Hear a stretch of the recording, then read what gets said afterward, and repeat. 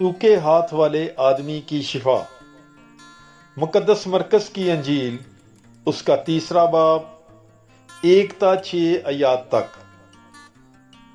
और वो इबादत खाने में फिर दाखिल हुआ और वहां एक आदमी था जिसका हाथ सूखा हुआ था, और वो उसकी ताक में रहे कि अगर वो उसे सब्बत के दिन शिफा बख्शे तो उस पर इल्ज़ाम लगाएं।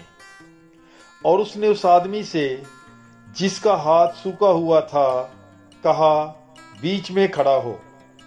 और उसने उनसे कहा कि सब्बत के दिन नेकी करना रवा है या बदी करना, जान बचाना या हलाक करना। मगर वो चुप रह गए। और उसने उन पर गुस्से से नजर दुड़ाकर और उनकी संग दिली के सबब गमगीन होकर उस आदमी से कहा, अपना हाथ बढ़ा। उसने बढ़ा दिया और उसका हाथ बहाल हो गया।